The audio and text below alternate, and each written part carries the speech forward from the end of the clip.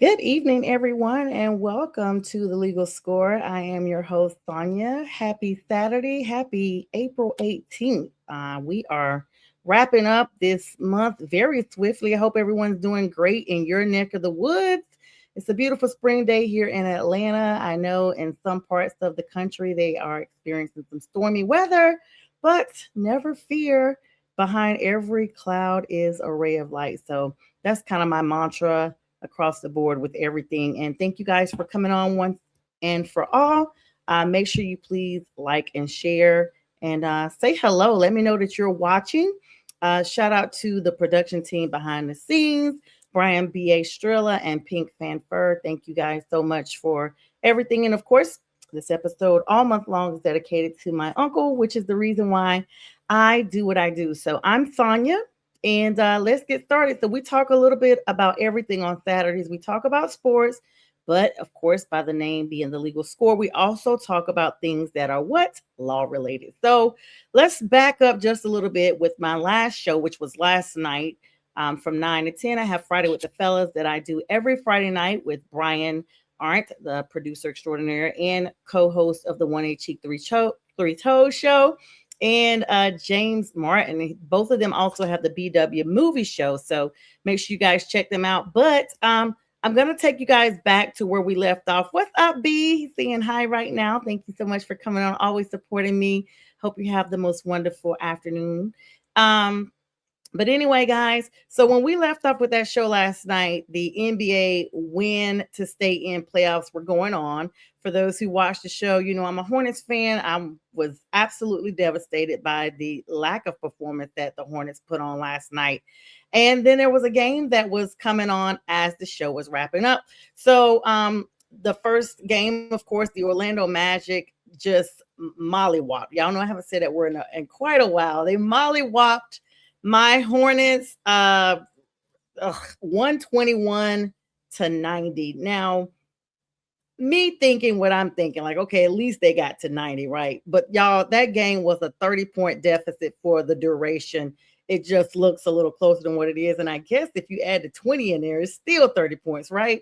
Math was never my strong suit. But anyway, Orlando's balanced attack was way too much, with Charlotte struggling to find a second option behind their primary ball handlers. And speaking of ball, LaMelo Ball did like hardly anything last night. Concanopoulos was frigid at best. Both of them limited in scoring and assists and rebounds across the board. Just a very ugly show of playing actually in Orlando. Now they had to hide behind them when they played the Heat, another Florida team, just before this matchup. But Orlando show they still have some magic, but let's not get it twisted, Orlando. Your time is coming and your razzle dazzle has been exposed. Of course, the first quarter, Orlando had 32, Charlotte had 24, and they were looking like that was going to be just a little bit of a lead. Nobody was super concerned in that first quarter, but the Magic set the tone early. The second quarter, it was now a lead of 16 over the Hornets, and then it was a total defensive lockdown by the time the third quarter rolled around. They outscored them significantly, and then at the very end, it was garbage time for the last 6 minutes, 6 minutes of the game. So Charlotte is back home. Then in that second game, we saw Steph Curry and the Golden State Warriors, and a lot of people believed that this would be an opportunity for Steph to come back and show up and show out, but he didn't. The Phoenix Suns scorched them 111 to 96. Golden State is at home. Devin Booker actually led the way with 26 points, while Golden State's Brandon Poszitzky put up a valiant 13.8 points per game effort. So those were the leaders of that specific game. In the West, of course, OKC sitting at the number one seed, waiting to see who gets to them. And of course, in the East, Detroit sitting at the number one seed with the Celtics right on their heels at the number two seed for the East. Now, tonight's matchups, of course, the Atlanta Hawks are still in it. They will be playing the New York Knicks tonight at 6. So that game will be coming up right after this podcast wraps up. You don't want to miss it. And the Minnesota Timberwolves will be playing the Denver Nuggets at 3:30 today. Toronto Raptors are playing Cleveland.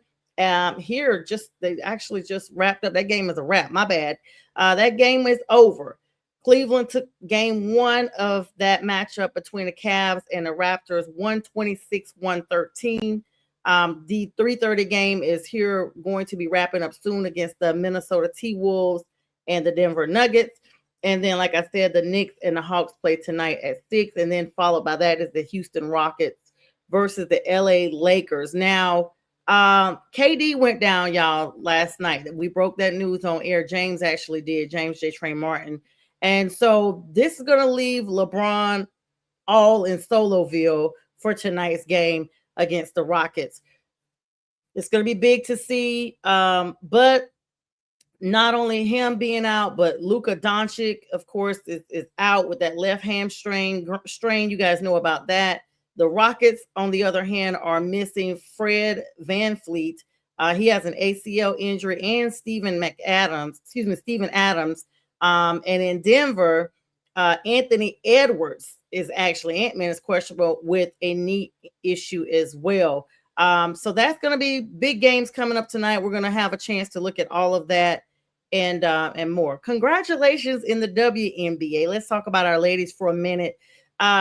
Moving from men to the women here, the WNBA is definitely gearing up. Of course, they got some expansion teams that they've been talking about. The reigning champ Las Vegas Aces just announced their 2026 training camp roster. And that training camp roster, guys, is terrifying. They've got four-time MVP A'ja Wilson leading a group of 8 returning champions. They also re-signed Chelsea Gray and Jewel Lloyd. Keep an eye on their draft picks, Janiyah Barker and Jordan Obi, as they try to crack a roster that already boasts 20 combined all-star appearances. So that camp is going to tip off on tomorrow, April 19th. I do want to congratulate, however, another WNBA player, and it is none other than A'ja Wilson off the rip. She reportedly signed a fully guaranteed 3-year, $5 million Supermax deal to remain with the Las Vegas Aces. This is setting a new league standard at our time. You guys know we've always talked about the WNBA does not get the money, does not get the endorsements, does not get all the things that the men do. However, the endorsements have taken an uptick. But congratulations to A'ja. Not long after that, Indiana Fever star and 3-time All-Star Aaliyah Boston also topped that by agreeing to a 4-year, $6.3 million extension, now superseding A'ja Wilson's contract, making her the richest total salary in WNBA history as of date. She's going to make $1 million this year, and then the Supermax, 20% of the cap from the 27-29 season. One record that was broke, then another followed it as the league's biggest names continue to redefine the financial ceiling in real time. Additionally, Angel Reese made her introductory press conference on yesterday with the Atlanta Dream. Congratulations to her. She was nearly in tears as she talked about the sisterhood that she just saw as soon as she visited and interacted with the ladies of the Dream, and how she just was looking forward to, being enveloped into that and moving forward. So congratulations to Angel as well. Like I said, y'all, WNBA making big strides, and congratulations to those ladies for getting those coins. One thing I do want to roll back and include before I move on. I don't know if you all caught the last sound bites of the Golden State Warriors game and Steve Kerr's press conference after that. I was looking at a little bit of back footage and everything, and it looked as if, Steve knows the writing on the wall. He knows the Warriors have not had a fight in them for a very long time. And not only that, he's just completed the final year of his 2-year, $35 million extension that made him the highest paid coach in NBA history, to be honest, guys, by annual value. He's now considered off contract for the next season coming up. And after this season-ending loss, he basically said, hey, I need time to decompress. He told Draymond and Steph that he loved them. There was live mics over them. He was like, I don't know where we go from here, but I love you guys. It was very emotional. This is one of the things we see in sports across the board where it is, what's beneficial for the team from a business perspective, and then these personal relationships that are there. But like I told B and James last night, Golden State has been on this dismantle for quite a while. I mean, we saw it when Jordan Poole left, and it just came to trickle down. The last two that were really standing were Steph and Draymond. And I don't know if Steve Kerr comes back. If he comes back, it would be great, but they need to get some additional talent in Golden State. Of course, they try to bring in Seth Curry, hoping that that would revamp up at least the Curry thing. But Steph wasn't even a leader last night. And Steph's battled injuries, not only this season, but a couple of seasons back as well. And these guys are getting up there. James pointed it out. They are nearing that 40 mark. And you just don't see athleticism at its peak in 40 that you would in the 20s, which is with anything in life. But I don't know. This was a disappointing, finish for Coach Kerr, of course. Their owner, Joe Lacob, has actually publicly expressed, desire for him to remain. But, we can see one thing come out in the press conferences or in the blogs or what have you, and then something totally will be done. But his era with the Golden State Warriors is at a critical crossroad. This has just been one of those things that even I kind of felt some type of way. This is, of course, now at the center of the next decision. They're saying, let's take a few weeks off and regroup. But I'm expecting some news to come within the last, part of this month. They probably won't wait a month at all. They may wait a few days. But what do you guys think? Kerr has definitely been a game changer for that organization. And so I'd like to see him personally come back with the tools that he needs to make sure that he's good to go. What's up, Veronica? My cousin Papa. Hey, girl. Yeah, so I'm on live, girl. This is my little show I do. So make sure you hit the like and subscribe and all that stuff. Looks like you're on my YouTube. So thanks for subscribing. Thank you, cousin. Beautiful. Hope you're doing well.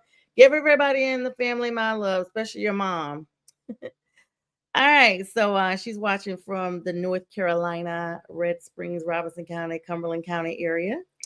But yeah, so we're gonna, keep an eye on whether or not, Steve Kerr comes back. Moving over to my favorite subject, the NFL, guys. The NFL actually confirmed today they are not going to be investigating New England Patriots coach Mike Vrabel. Now, y'all know we've been talking about this for a couple of weeks. Mike Vrabel and Rosani, this young lady, Diana Rossini, that they've come out with these pictures from Sedona and this retreat. Sedona's in Arizona, from what I last remember. But the NFL is coming out saying, hey, we're not going to examine him under coaching conduct. His conduct has not been detrimental. So I'm sitting here like, are you kidding me? Are you kidding me? Okay, got you about Curry. He says considering, and all right, Pom Pom, Mama Marianne and Cheryl. Hey, everybody. Thank you so much. Love you all. So glad to see. I didn't know everybody was there. Good to see y'all. So yeah. Anyway, my family. So glad to hear from them. It's been forever. He's not going to be disciplined. And if you all remember, Diana stepped down as in her position. And this is the era that we're talking about here. Women are always punished more than a man for the exact same conduct. Now, I do agree that Mike Vrabel didn't break any conduct detrimental to, coaching the New England Patriots. But then why would she have to step down? Why does she? I understand she made this personal decision because she felt like it was going to get out of control. And then I honestly believe, y'all, the last has not been told. My legal mind tells me the last has not been told. Oh, disclaimer, in case you all didn't see it when it comes on, I am a law student, not a lawyer. So all of my comments are not soliciting or providing legal advice. They are just something you and I could talk about like a regular chat. But anyway, he's not going to be disciplined. The show goes on, roll next. Everything happens just the way it is. But I will say, for him not to be disciplined, I know she's definitely thinking now, like, why would I have even stepped down? So he's not going to be disciplined. And not only that, let's see, I had a little note about him. So I really wanted to make sure I said exactly this. Mike Vrabel is like easy peasy. Nothing's gonna happen. He's gonna be good to go. The show goes on. And y'all know me. I was like, maybe Stephon Diggs left some of his remnants there when he was being coached by him. So, nonetheless, there you have it.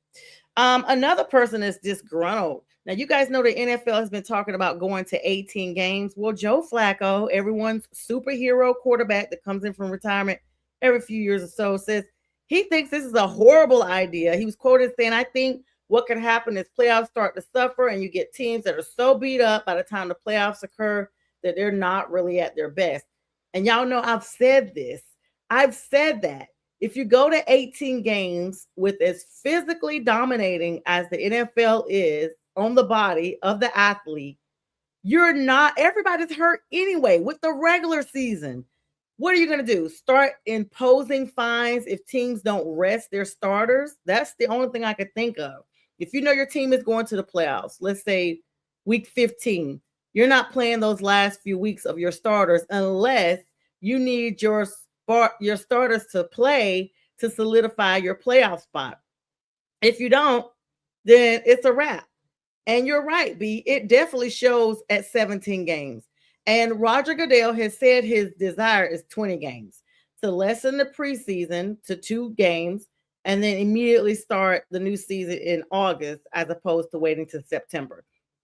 And they are slowly but surely moving up the schedule 1 week at a time. So Joe Flacco, an advanced veteran quarterback, he knows what he's talking about. He's played in the game, and he's exactly right about that. Another change that's even coming to college football, y'all, the SWAC is actually moving towards ending games against non-NCAA opponents. According to comments made by their commissioner, this is on the HBCU Games Day. So teams like Lincoln, VUL, they are amping up a schedule change. Now, no date in sight as to when this will actually take place, but it's coming. I think next season is a little too soon because it's right around the corner, but possibly the 27-28 season, we're going to see some changes with that. And I'm not surprised because if you think about it, there was a lot of college teams that they started combining the SEC and the Big Ten and all these Big 12 conferences. And before you know it, these bigger universities and athletic departments just swallow up the smaller schools or what have you. And so it shows. B says Goodell doesn't care about the players. He cares about the dollars. And yeah, you're right. There's nothing good about Goodell. That's a good point. Congratulations here to the first win in franchise history, talking about UFL, the United Football League, is Columbus Aviators actually took down the undefeated Dallas Renegades at home, 14 with all the Renegades had in them, 28 Aviators took them down. So congratulations to them. Super excited for them. That's the little baby NFL. So I had to plug that in for you guys.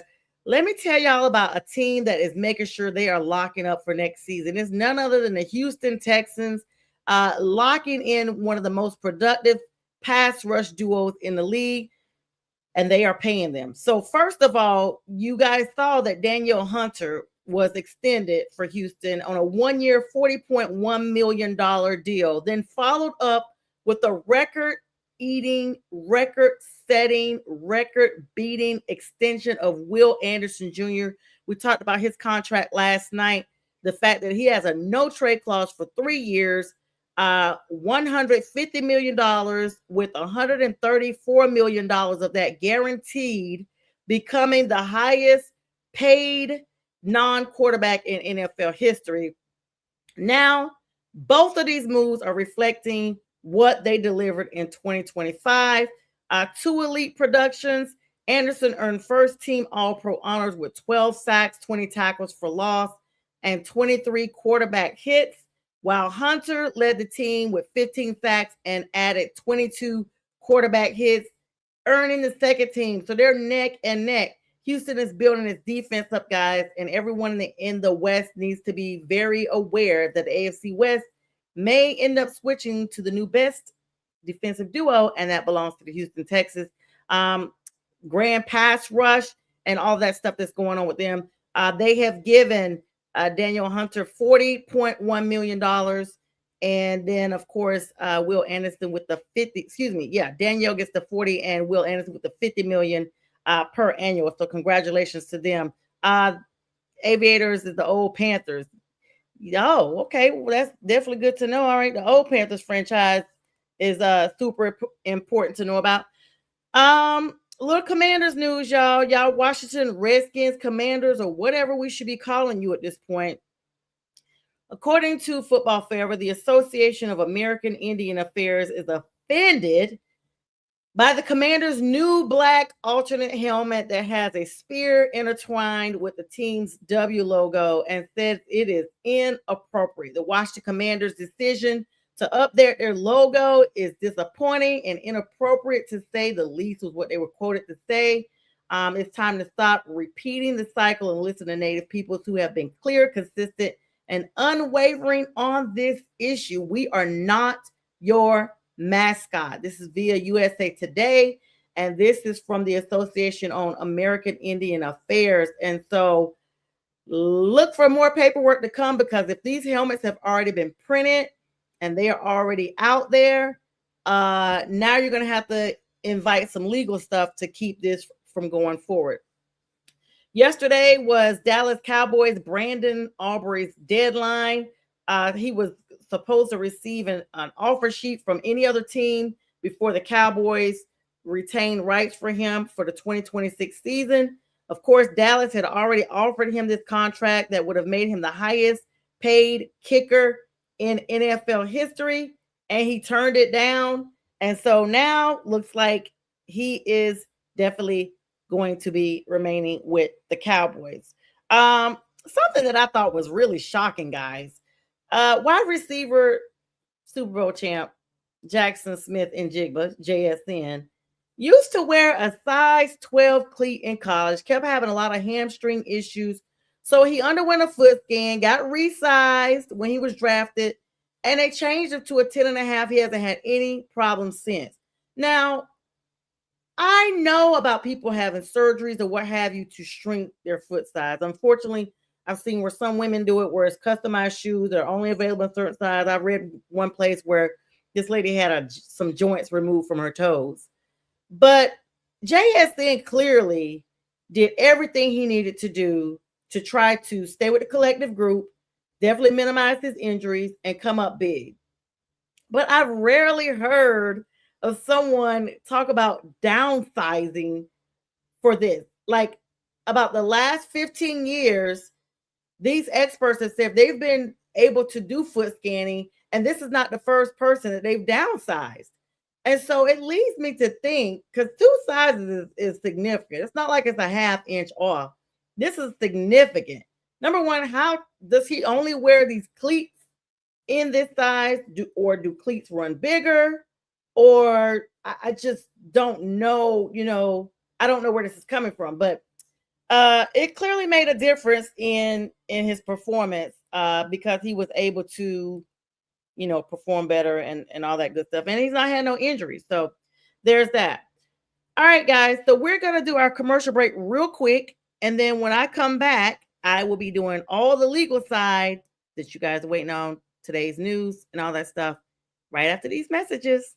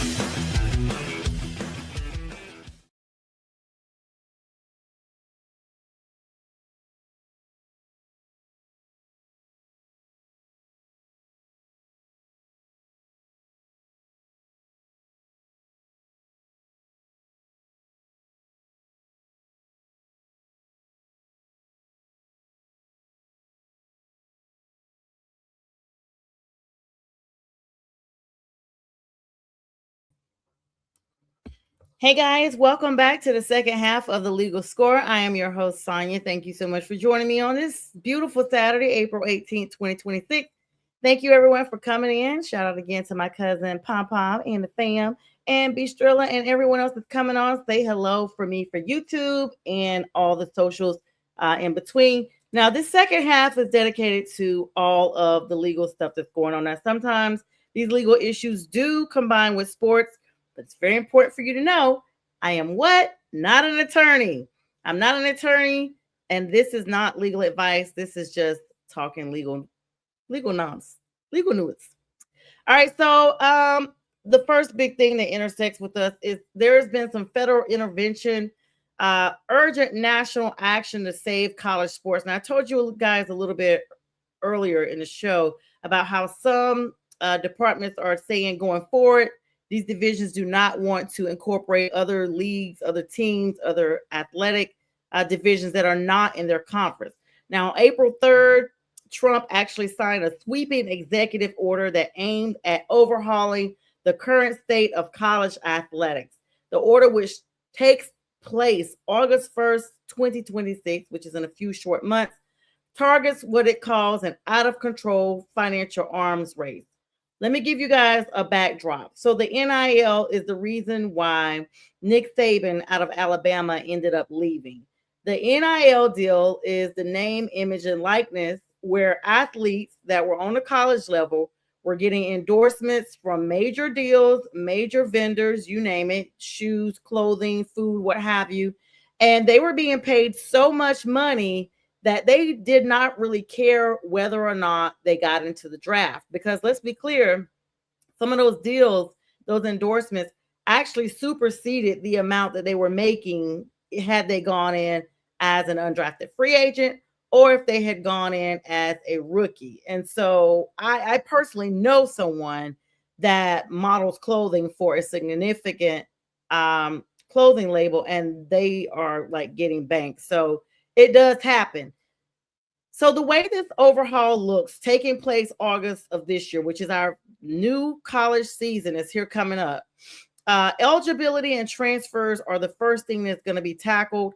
It calls for a strict 5-year eligibility window and prohibits professional athletes from returning to college play. So we've seen some players that didn't get drafted, or they got down to the tryouts or whatever because they were still undrafted free agents, and then they go back to college. And then you see these players that have played in college for 7 years because they're still getting the deals and they are actually staying behind. Now, this all started with the pandemic, y'all. Let's be clear.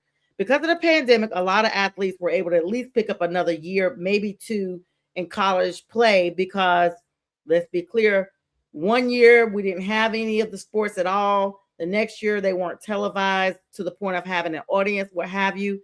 And so there was that lack of play, to be honest. But under the eligibility and transfers, it also looks to curb the transfer portal by limiting athletes to a one free transfer with immediate eligibility unless they've already graduated. Now, the case in point, when Nick Saban left Alabama, the transfer portal for other schools was insane. When Deion Sanders, Coach Prime, left Jackson State and went to Colorado, the entire team almost followed him from Mississippi all the way to Colorado. And so the transfer portal can get backed up really quick. Now, we know there's already an imposed window and things like that for time's sakes for when athletes can enter the transfer portal, even when teams can actually start speaking with them, coaches specifically. But in this instance, that's not what's happening. So the White House is involving itself. And now it's saying not only that, they are also going to impose, as of August 1st, a NIL and pay for play. The order actually defines that fraudulent NIL schemes as any payment above fair market value and seeks to restrict collective uses for pay for play. So that's another thing. Like, you got to be actually paying to be played. Like, it's almost is the equivalent of the NFL's, You got to take so many downs to meet your quota for your contract. Then, of course, now there's the money issue. There's funding threats coming from the White House and a major move for universities. This order from the White House actually suggests that any violations of these new standards, which take place August 1st, could impact a school's status as a federal contractor or grantee, meaning federal funds that are allocated for students as a whole, not just student athletes, are going to be suspended or withdrawn. Now, we're already in an era. Let's talk about that for a minute. We're already in an era. Everyone knows I'm in law school. We're already in an era that's starting this summer because it is asserted that the United States is under such a huge is under such a huge financial deficit that the way to curtail that is to stop allowing students who wish to matriculate past the Bachelor of Arts, Bachelor of Science level into their master's, into their doctorate. They are no longer eligible to take out private loans against the U.S. government. Stafford loans, Pell grants actually have already been suspended past a certain time. And not only that, the actual schools that will participate, now they're going to look at your financial situation beforehand. So to look at that, it's just like, okay, I don't agree with you inserting yourself into this position. This is something that has nothing to do with politics and everything to do with student athletes. What's up, J Train? Thank you for coming on, brother. Your ears should have been burned. I've been talking about you off and on. But now they're saying, hey, if we find out that these athletes are getting money above fair market, we're just going to start pulling money from you. If you're starting to let these athletes get into these transfer portals everywhere because they want to be seen, they want to get the play, they want to get their name out there for the draft, and they want to up their, their name and their likeness for those purposes for vendors to pay them, we are going to start penalizing you across the board. We're just going to take all the state funds. This actually mandates revenue sharing among schools. Any revenue sharing must preserve or expand opportunities for women and Olympic sports, aiming to prevent high revenue sports like football and basketball from basically siphoning up all the resources from NIL deals. So we're going to look past Caitlin and Paige and Asia and Aaliyah and all these ladies that are now in the WNBA from when they were in college. And we're going to start putting that out there for female athletes that are out there now, or Olympic type sports athletes that are out there now. Now, a hearing was actually held on April 10th regarding the NCAA because, they've already come forward with their lawyers. They're like, nope, we want this dismissed. The court is actually weighing preliminary injunctions against this 5-year rule. So for those who don't know, preliminary injunction would basically put a ban on whether or not this injunction can be enforced for 5 years. There's a whole bunch of clauses that I have not had an opportunity to read up that were already in place with the NCAA. So now that the White House is getting involved, they're just like, hold on. We've got to look at this right away. A final class action suit also just occurred and was settled just a couple of days ago, despite objections from several students. This was Fisk versus SDSU. And so the NCAA is being hit left and right from everywhere. Now, the Ninth Circuit actually ordered lifting this preliminary injunction, leading the plaintiff to possibly being able to voluntarily dismiss the case. Of course, the plaintiff would be, the White House, because they are the ones that are bringing it action. But then on top of that, there's an athlete named Blythe. He's got an action going on. And then Schumann versus the NCAA, there's a new lawsuit filed about the handling of track and field rules. So they already have a lot of legalities going on without now the White House weighing in on what should occur and not occur in the NCAA. What's up, Danny? Hi. You can actually comment. Danny. I don't know how long you've been here, but I'm so glad to have you. Thank you for coming. And then, as if it's not already crazy, now y'all know DraftKings has had a lot of issues with NFL, MLB, everywhere.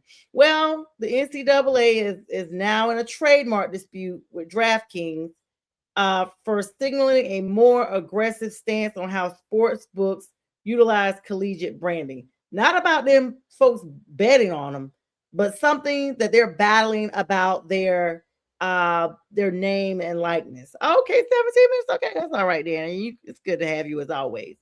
Um, and so there's a lot of things going on with the NCAA that are very much relevant.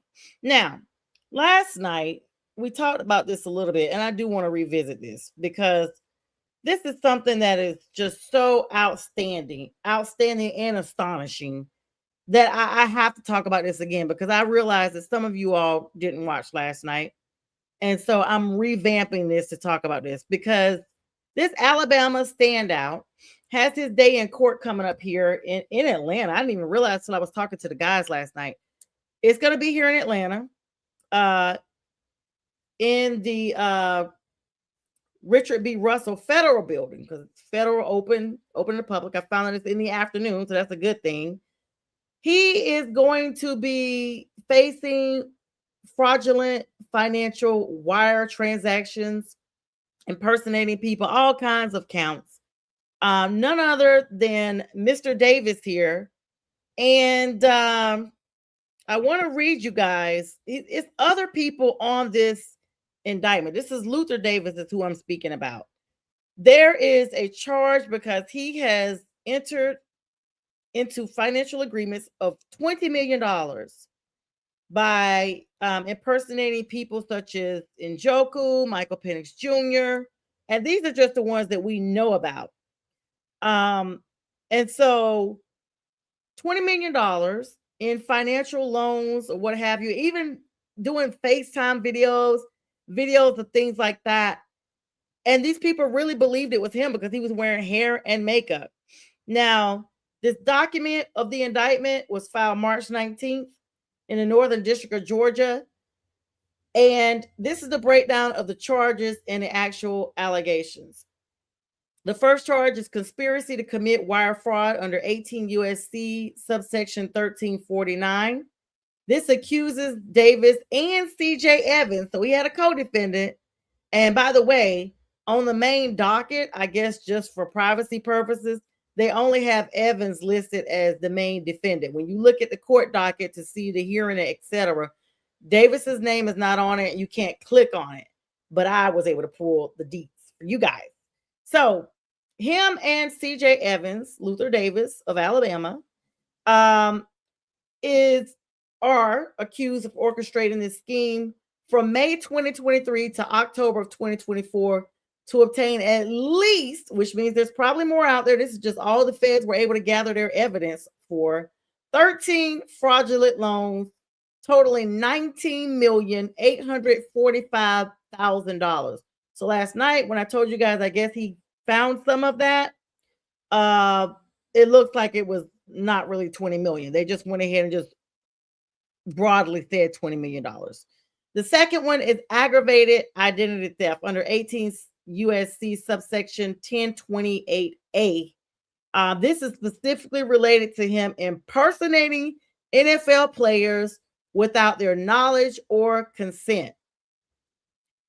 The reason why this case is so big is just it's so outrageous is the things that Davis did to carry out this fraud during virtual loan closings. So he never went in person. He virtually set these up. And you guys know we're in an era that, you know, if you want to do a Zoom or a Teams meeting or FaceTime, you can conduct almost anything virtually. Like hardly anybody has to go in person anymore. The first one, David Njoku. This was January 22nd, 2024. This kicked everything off. He wore makeup and a wig and secured a loan for $4.025 million from Alaya Sports. All right. They really thought this was him. Then he impersonated Xavier McKinney on March 31st, 2024. So he gave it, 6 weeks. He's like, you know what?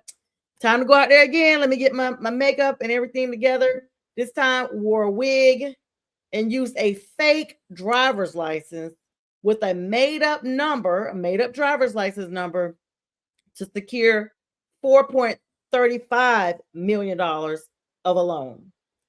And then the last that they are aware of occurred July of 2024. So he was doing this like every 6 weeks. I don't know if he was taking the money and, invested in the Bitcoin or what, but I mean, more than one transaction, one is wrong, but more than one is just at this point, what is going on with you financially that you're getting all these loans? He impersonated Michael Penix Jr., the quarterback for the Atlanta Falcons, on July 25th of 2024 and wore a do-rag, which Michael Penix Jr. does wear, to impersonate him and satisfy the requirements of a notary that was present during the closing. Now, both Davis and Evans, CJ Evans, his co-defendant, basically are accused of using their sports management business to provide vouching for fake loans. So they had this sports business that we didn't realize that these two had. So maybe they were making it be lucrative. Yes, Jay, Master of Disguise. There's a movie out. I can't think of the name of it offhand. I feel like it was some type of comedy, but I can't think of. I know it wasn't Jim Carrey or anybody like that. But if you could think of it, you could drop it in there, J Train. But just the mechanics of this, guys.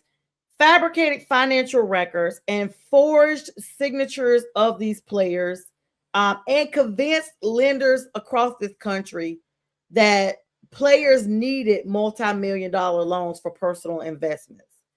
These were unbeknownst to the lenders, definitely unbeknownst to the players who they were saying they were, and nobody knew about these loans. Because this was filed as criminal information, it was a clear signal that this deal, he's already entered a plea deal. This is how they filed this last document. And so now they've reached a plea agreement. Now, the first count alone carries 20 years maximum. The second count of this identity, especially aggravated, is a minimum mandatory of 2 years federal prison time. Like, he's gonna minimally do 2 years.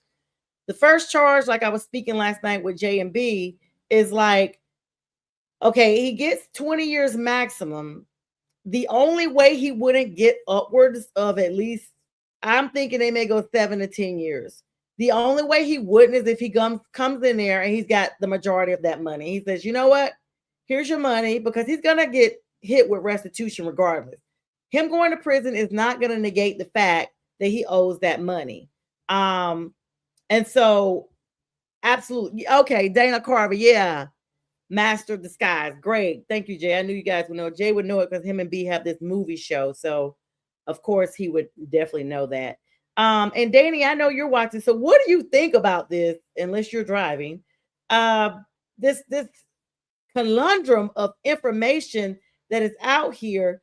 This plea agreement, of course, going to be here in Atlanta. I still have not realized, I guess because the district that all this was occurring was in the 11th Circuit, which is where Georgia is for the federal courts. And he's going to be accepting his guilty plea on April 27th. This is really wild because aggravated identity theft always shows that there's more than one instance of something happening. The other downfall that nobody's talking about is, hang on, the civil side of this. And this is just my theory, because if you've taken out loans in my name and now this is on my credit, and even though he's going to be pleading guilty and the lenders will know this really is not them, it's just the fact that you use my name and image for this. So now you've defamed me. Like, I will always be now tied with you because you decided to do something illegal using my name. And that's where defamation comes in. It wasn't what he said, it was his conduct. So libel or slander is if, Davis or his sidekick, co-defendant Evans, had actually verbally said something, but their actions superseded anything. And it was unbeknownst to them. There was no indication, not only that these guys did not co-sign on this, but they didn't even have a relationship with them. I'm wondering if there was some type of management interlinking. I should see. Um, I should look really quick because I just thought about that. I feel like this. Maybe there was at some point some type of record since they were into managing um athletes and things like that. It's kind of like, okay, where does this come from? So basically, the link between Luther Davis and the victims, it was because he had this long-standing relationship in the sporting world. And I just found out, guys, why this sentencing is in Georgia as well. His sports management company is named Rock Source. It's going to be defunct real soon. You could just obliterate it. It's Georgia based. And him and his co-defendant, who his co-defendant operated this place called Deed Chasers LLC. I bet you he really was a deed chaser. They use their professional standing to build a bridge of legitimacy between the lenders and impersonated athletes. And what initially occurred was Davis linked all of the victims to the fraud by using vouching through Rock Source, the sports management he had. He used his reputation as an Alabama star and sports manager to convince those lenders that these athletes were his actual clients, and they were not, and that he was speaking and seeking loans on their behalf. Davis and Evans actually registered shell companies. This is where it gets crazy, with names that mirrored the players' initials or personal brands. This is what I'm telling you guys, defamation. And those companies served as the actual borrowers, making it appear that, to the banks at least, that the players were the actual owners. And then it's the digital footprint, guys, the professional looking email addresses that they went and fabricated to produce financial statements that appear to come from the players' actual accounts. So this was well calculated, and it's well beyond a wig and some makeup. So now that I'm reading this and I'm going through this, I am definitely interested in what this plea agreement looks like. I don't see it being on the 7-year level at all. I definitely see it being upwards of the 10 to 15 years because of the details behind the scenes, the intent behind the scene. The law always looks at intent. That's across the board. Any of my law students, any of my new lawyers, y'all know the intent is always looked at. And it's not looked at from a standpoint of you or I. It's looked at broadly, the reasonable person. What would a reasonable person, a regular person of the same background, of the same age, of the same experiences in life, look at this and say in this same situation? You created a fake email. You created fake bank accounts. You copied these players' actual logos that they have for their personal brands and placed them on these fraudulent businesses to market to lenders that these athletes actually were the ones that were speaking or endorsing through you, their quote management team. The most direct link, and they are going to be producing this, was Davis himself. He didn't just stay behind a computer. He actually physically appeared in video conferences and virtual signings using these wigs and the makeup. He used theatrical designs, all this stuff. He must have had a great makeup artist. I'm wondering where that person is because I don't think he's doing this himself. And then the paperwork, the forged driver's license and IDs that use players' names but were presented. Y'all, I'm going to let y'all know. and this is exactly true what Jay Train is saying. This is what I was about to say. This is scary what people can achieve. If anyone has a business or fame, you have to be watchful of anyone doing this. But not only that, J Train, if you're anybody, and I go back to what my grandmother used to say. She passed right before she turned 92 back in 2015. So she was with me for a large chunk of my life. And so she hasn't been gone that long. And she always said she did not like computers because she felt like all anybody had to do was type your name in or type a number in, and everything about you comes up. And we see this. There is no privacy. And just today, in adding all of that in, I'm on Instagram. I don't know what's going on with my algorithm, but all I am seeing is people live recording unalivings of people. There is no shame. Nothing is sacred or personal or, sensitive to anybody anymore. And I'm like, what is going on with my algorithm? I was like, I guess the next thing I'll go on there, somebody will figure out how to shove a camera into somebody and show them from the inside out, because everything on the outside has already been exposed. And it's sickening and it's vile. And I know for him to do all of this, the evidence is already there. Alaya Sports Finance, All Pro Capital Funding, and Sure Sports were all victims allegedly, along with the athletes themselves. That's what got the actual aggravated identity theft, because there was no accident at all. Exactly, James. Exactly. That's crazy. Yes, end of days. And with that, I do want to talk about something else before I go on, even though this was after this. Something, speaking of my Instagram, this troubled me so bad. I have to talk about this. So I saw on Instagram, this happened in Chicago last year, allegedly, but they've got the video out there because, listen, cops, y'all body camera is always on. And it's got to be the stupidest person in the world to know you're being recorded and still don't give a freak. This happened in Chicago last summer, coming up on a year now, June 5th. Oh, it's so eerie to me. I was actually in Chicago June 5th a few years back. I have former family members that live there, and it's just chilling now that I see the date. There is the police accountability, the Civilian Office of Police Accountability in Chicago. Officer Krista Rivera was unalived by her partner, Carlos Baker, last June. He had body camera images that just came out today. And this is insane. Rivera and Baker were both members of a special tactical unit.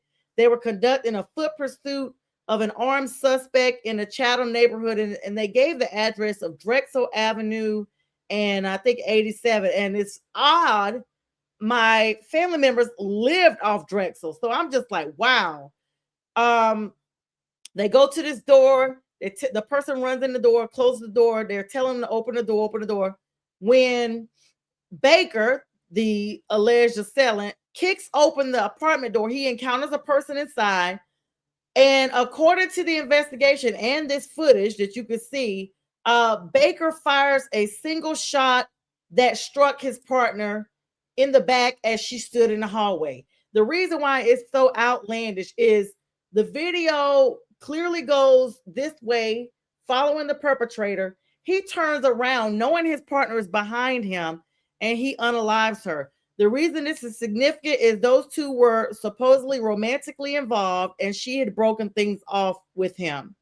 This footage is very controversial because he's shown himself running for cover, and it took about 90 seconds after the gunshot to her. He sits down on the stairs and everything, does not go over to check on her, to render aid or anything. And even then, he starts telling everybody on the radio, Ante up, bring the SWAT unit, bring everybody, roll everybody, roll everybody. And he knows that he's the one that did this. And then he goes back and drags her. She's on a stairwell. He literally pulls her. Everybody knows you don't move a person that has a bullet in them. He drags her. You can see the blood everywhere. Rivera's family actually filed a wrongful death lawsuit and a 9-count lawsuit in December against him and the city of Chicago. And this is just really, really, really sad. And I think it honestly made me sick. Like physically, my stomach just, even talking about it, is just nauseating.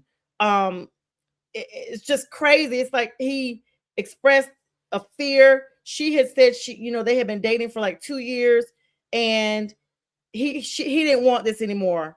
She didn't want this anymore. And he basically said that she didn't want to work with him just days before she was unalive. So anyway, I hate to end on a sad note like that, but you guys look up the video. Nothing is sacred anymore. 21 Savage said it best.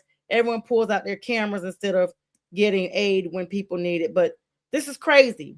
But this is the legal score. This is what we do. We bring you the good, bad, and the ugly.